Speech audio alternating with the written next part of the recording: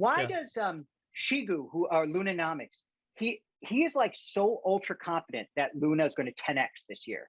I mean, what's So Seth. and what is, I mean, naturally I get suspicious. Maybe that, like, are they just talking up their book? You know what I mean? Or Sure. is it really like what is what's the thinking behind it that for the 10x? So listen, that's valid. And like all of us that own Luna have to disclose we own Luna. And yes, Right. like obviously we'd all love to pump our bags. What I know about those two guys specifically and myself is I ain't selling one damn Luna. Right. Right. I sold some in the past and I like so hate myself for it. Right. And thankfully it wasn't a lot.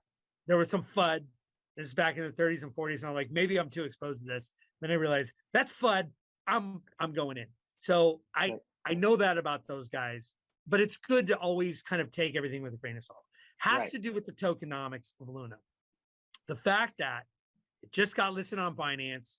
There's so many people pouring into the UST stablecoin. So unlike other coins, in order for other coins to pump, more people have to be buying than selling. Luna has a totally different dimension in that if there's a complete equilibrium between buyers and sellers, and more people are just minting UST to park in Anchor Earn to earn 19.5%, or park in some of these exchanges where they're getting 8 or 9% and the exchange is keeping the rest. When more people mint UST, what happens to Luna? Do you guys know? It goes up. Luna's burned. Why? So essentially, burns. Yes. Right. So the more UST adoption, the higher Luna goes. And that's assuming there was a complete equilibrium with buyers and sellers. Right. Now, not a lot of people know it because, like you guys saw, there's not really a great on-ramp. And I might put this at the beginning of the video, just so people understand this. There's not a great on-ramp for Luna. But now people are seeing it going crazy. And they're like, what's this Luna? What's this Luna? So not only do we have buyers of Luna, we have more people coming into crypto because they want a nice stablecoin yield. And in fact, you, friend, you weren't interested in any kind of volatile crypto. You were just telling me when I was not into crypto, hey, have you seen these stablecoin yields of 4%? Totally. Right? Totally. You're like, I can get 4% on a stablecoin, right? Yeah, 4%. Now that's like, what? 4%? Yeah. Come on. But people like the old you just want UST. Fine. Come in and mint some UST. Right. More Luna is going to be burned, which makes those of us hodlers that don't want to sell any Luna, unless we accidentally get liquidated, that makes our Luna more valuable. Plus, people are coming in, buying Luna, going, what's this all about Luna?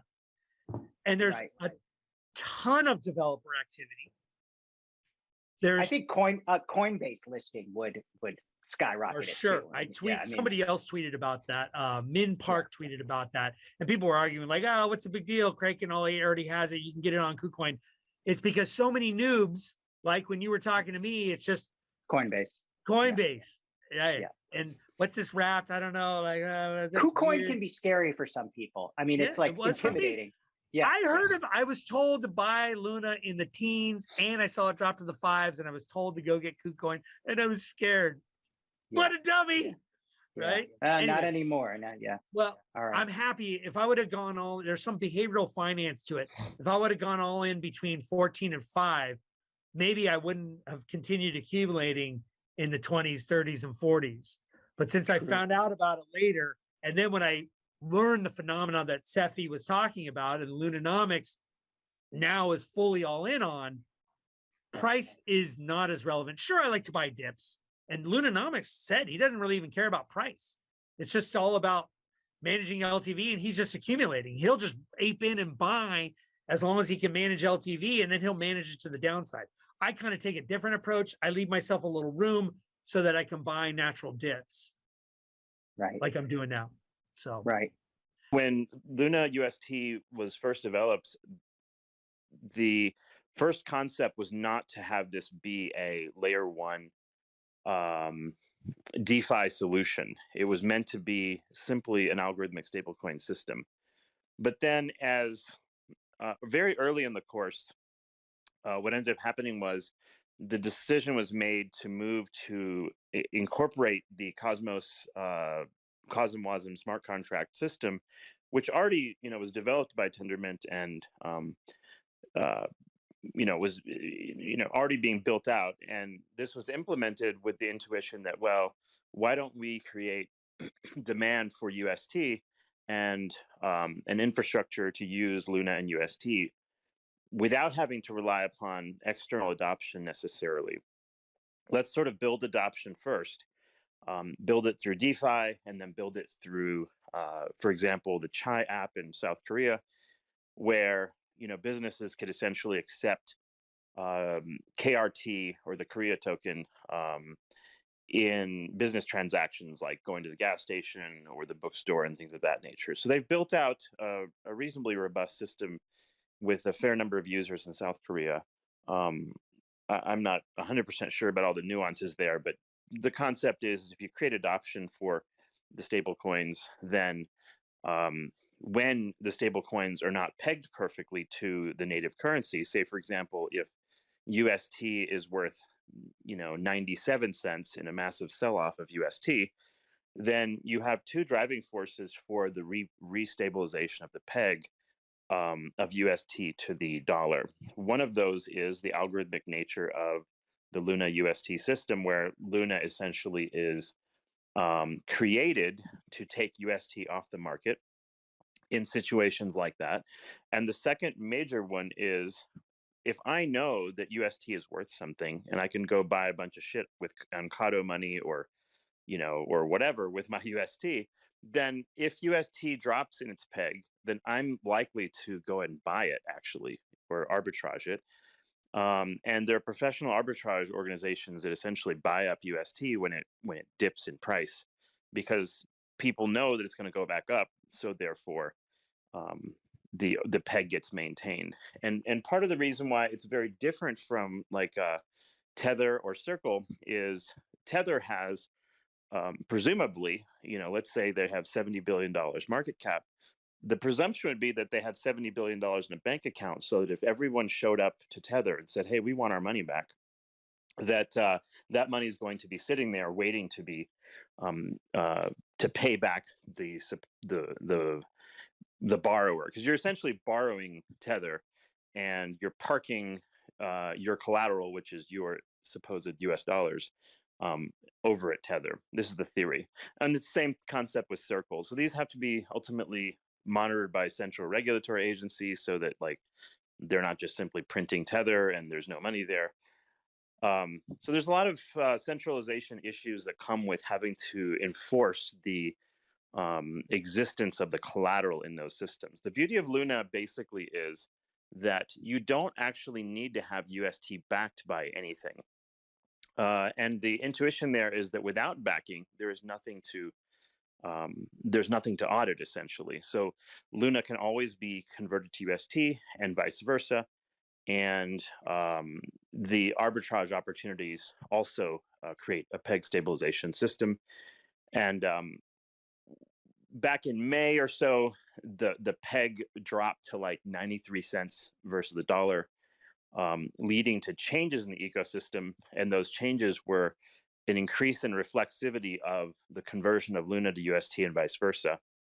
So ever since then, really, UST has been perhaps the most stable coin on any given day of high volatility, even compared to, say, Tether and Circle, which, by the way, are not perfectly pegged to the dollar either, because they're traded on exchanges.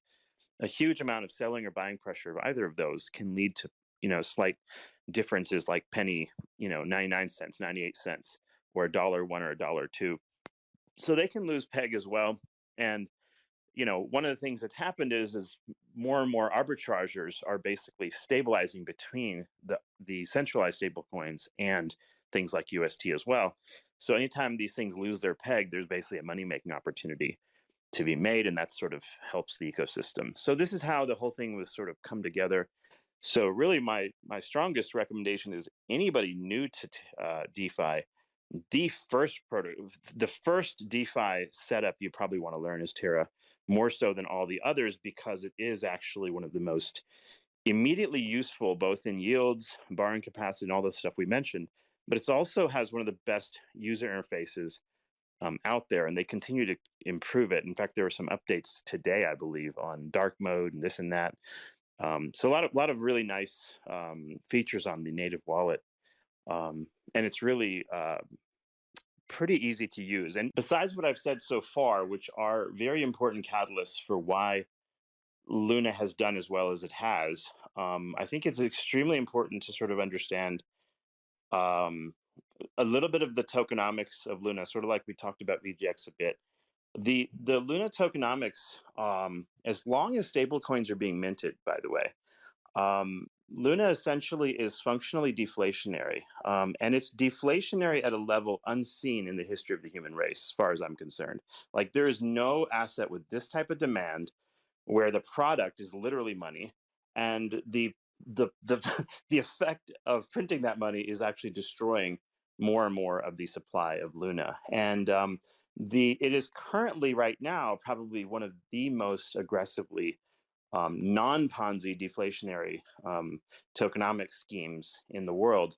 And you know, this last year, or this last week, actually, we just reached the milestone of 10 billion UST um, created, and that's driven some of the price appreciation of Luna. And you might think, hey, you know what? It's a top 10, you know, market cap coin. It can't possibly go up anymore. Look what, you know, look at all the rest of the coins. They just sort of stall for a while, and I have to wait 20 years for this thing to go up.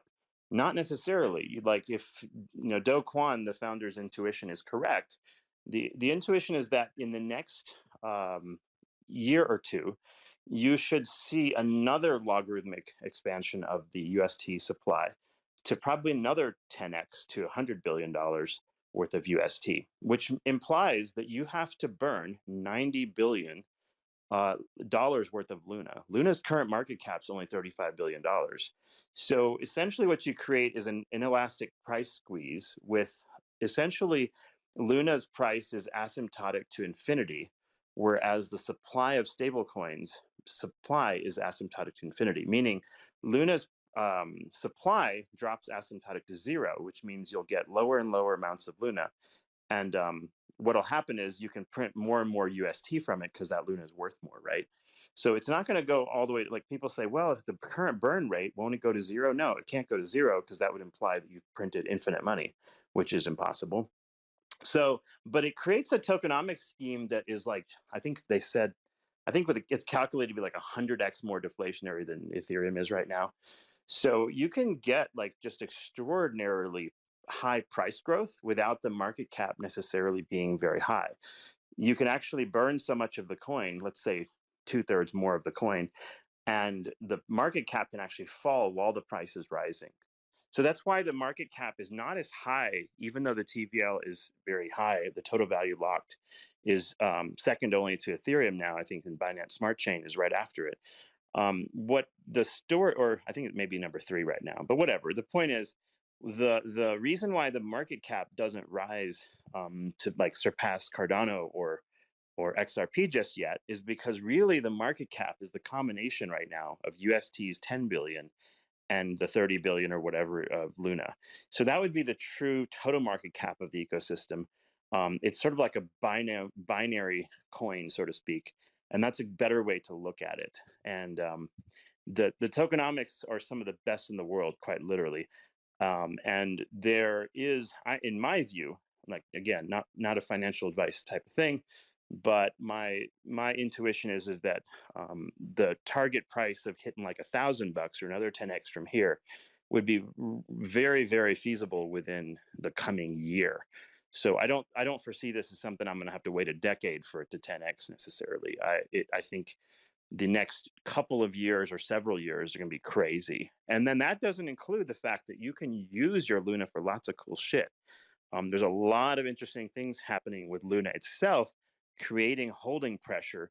The ability to borrow off of it is one of the most extraordinarily important pieces of the puzzle, which is why I collect more Luna with every possible chance I get. because I know I can buy other crap with my Luna. I can't necessarily take other crap and buy Luna with it, right? But I can buy almost anything I want with Luna, including real world goods.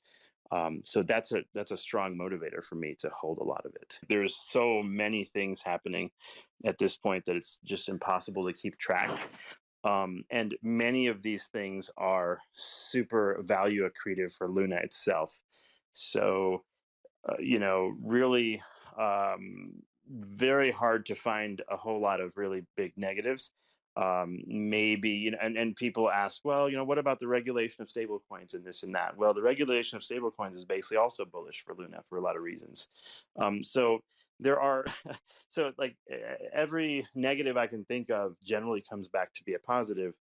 And for the most part, I think my confidence level is higher than for most coins in crypto today. And I think I've probably made that much clear. And it's not because I just hold a lot of it. I mean, I literally buy more today because I have that conviction over the next year. The big thing I think for the coming year is not only this just laundry list of value accrual protocols for Luna itself, but also the huge demand for stablecoins and the vast amount of increased interest among centralized exchanges like FTX, Binance, and other big ones, where I think they're looking for reasons to replace their Tether and their Circle one day, and once they're convinced that UST is stable enough, then everyone's going gun blazing into putting in bots and everything else running on UST as opposed to USDT and Tether. I'm sorry, USDT and Circle, USDC. And really, UST is the most obvious choice right now, and the one that's made the most inroads to that. And so the more volume you see on UST, all that, by the way, ultimately leads to eventually fees and things that come back to our platform in the form of like your staking yields and everything else. So a lot of cool things happening, and I think the growth for the next 5 years or so looks really, really amazing. And like I said, it's not to say that something else couldn't go up more, but I think as far as like large amounts of capital, this is definitely one of my safer places to park my personal money.